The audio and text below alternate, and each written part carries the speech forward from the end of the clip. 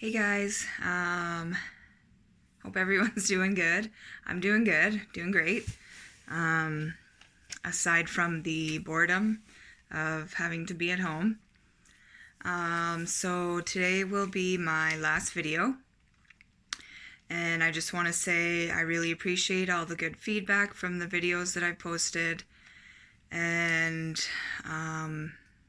yeah, you guys are great. So today I'm going to be speaking about change and what my life looked like and what things changed being sober. So there's this saying that I've told a couple people, and so the saying is, in sobriety, to get sober for me, I only had to change one thing. One thing. And that one thing was everything. I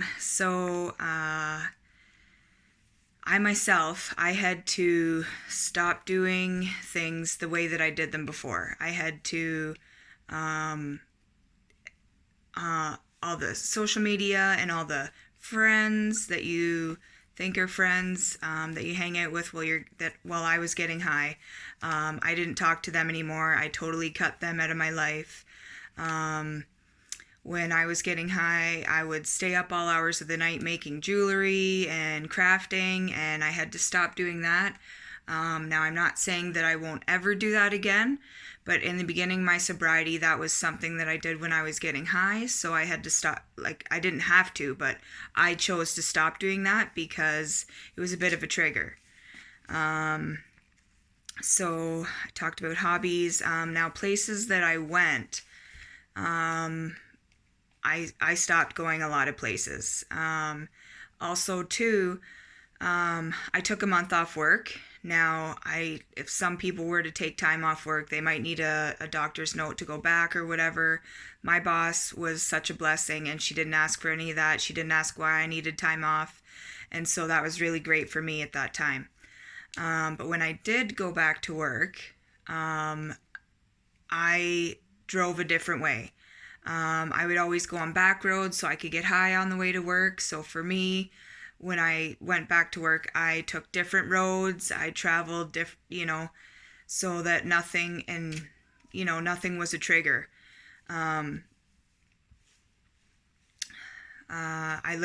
used to always listen to, like, I don't know if you guys know what, like, drum and bass music is, but I used to always listen to that when I was getting high. I didn't listen to that anymore. Now, my kind of taste for music has changed, and yeah, I just really like a variety of things. I really enjoy worship music. Yeah, so I mean, that's always worship music. Can't do you wrong. And I also had to change how I went about daily activities. Like, normally, when I was using, I would get up quietly and sneak away into wherever I was going to use or whatever, and then, try and be quiet so that nobody knew I was awake, so that I could just be by myself. And so, being sober, I chose to be around people that loved me, whether I was in a funky mood or not. And I always, too, that's another thing, is feelings. Like, when I went from using to being sober, obviously when I was using, I was filled with anger, I was filled with self-hatred, and I was always vocal about it to myself. I would never say in my head to myself, oh, you're so fat, oh, you're so stupid, oh, look how gross you are. I would say it out loud, looking at myself in the mirror. So, my feelings started to change, obviously. But I chose, and I found it was a really good method for me, that being around my family, if I was in like a weird kind of bad mood or whatever, I'd be like, I'd say it. I'd be like, oh, I'm in a bitch or whatever. and, so that they would know, like, this is where I'm at. I'm working through it. And that's what you have to do. For me, that's one thing that was big for me, was always being like, I feel this, like, I wasn't ever looking for like a response. So like, oh, is there anything I'm telling you so that I can get it out in the open and move past it. And so for me, in the beginning of sobriety, it was great, but it was different. Like, not a bad different, but obviously your life goes from one thing to another, and when it's that one thing is using and the other is not, things are different, and you just kind of have to go with that. And like I said, you have to confront the emotion and do your best to move past it. Emotions are good. Like, emotions, to feel like in a bad mood or to feel sad, or that's normal. It's normal. So like, and even now, I nap. Not ashamed to say that. And, if you're gonna, sneak in an extra nap here and there, and it's not gonna, affect your job or whatever, don't beat yourself up about that. Like, I'm just like, I missed out on 17 years of sleep. I deserve a nap every now and again. And another thing that helped me was NA meetings. So they tell you when you first get in there to get a sponsor.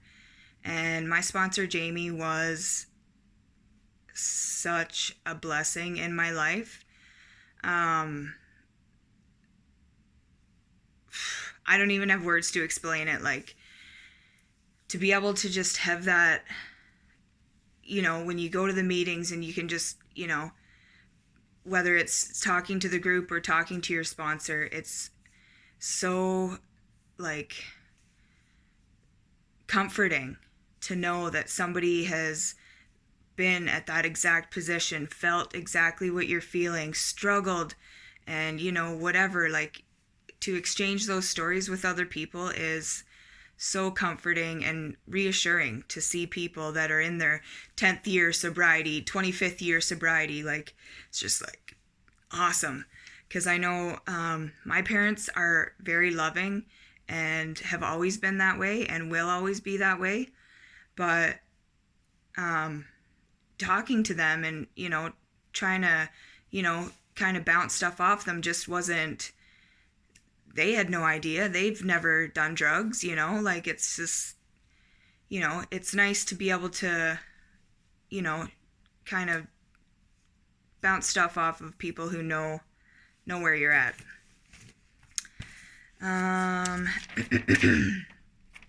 And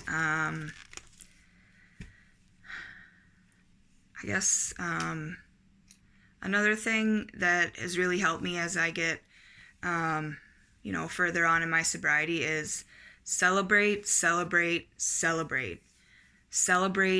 every, if it's your first day being sober. Like, for me, I the first day that I was sober, I was like, woo, sweet. And now every 6 months, I celebrate by going to Red Lobster. If you want to celebrate by, getting a cake or baking a cake and putting some candles on there, do that. If you want to celebrate by buying yourself a new makeup product, do it. Tell people, be proud. It's okay to celebrate your victories. It's a good thing. Make memories, good memories from something, a choice that you're doing in your life. Like, I love that God delivered me from drugs, and I knew that I couldn't do it by myself. And I'm blessed and thankful every day that I'm sober, and I know I'm not going back to drugs because it was taken from me by God. Anytime that I got sober in the past, I didn't seek him on it, and it just didn't stick.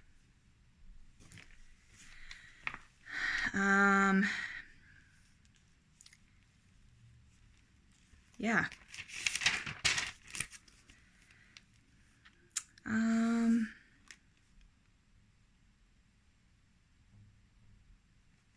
I guess we're done. I'm gonna read you today's quote from Jesus Calling. You guessed it. So I think we're on April 19th. Let me just check here. Yep, we sure are. Days turn into weeks, and you know how it goes. All right. So this one is really good for what I've spoke about and what I've been speaking about. So Jesus says, I love you regardless of how well you are performing. Sometimes you feel uneasy, wondering if you are doing enough to be worthy of my love.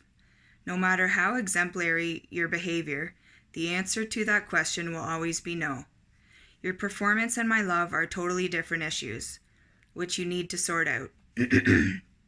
I love you with an everlasting love that flows out from my eternity without limits or conditions. I have clothed you in my robe of righteousness, and this is an eternal transaction. So that's forever. Nothing and no one can reverse it. Therefore, your accomplishment as a Christian has no bearing on my love for you.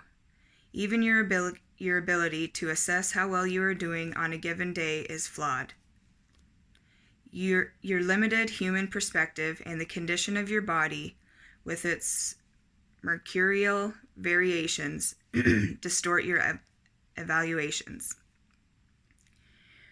Bring your performance anxiety to me, and receive in its place my unfailing love. Try to stay conscious of my loving presence with you in all that you do, and I will direct your steps.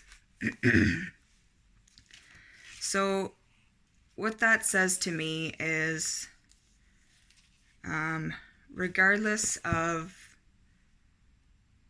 how long you've been doing drugs or drinking, how long what kind of drugs you've been doing,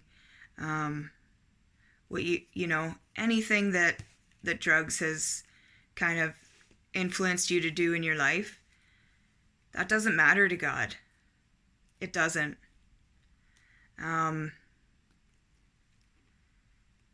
It just doesn't. He loves you unconditionally, regardless of what anybody has ever told you. So, I'm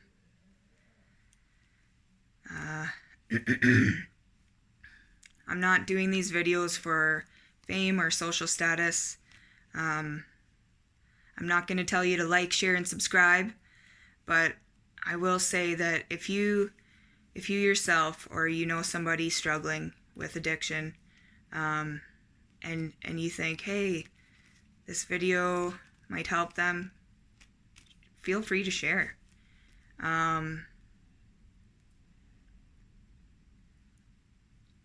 God's listening, and he loves you, and I love you too. So, bye guys. God bless.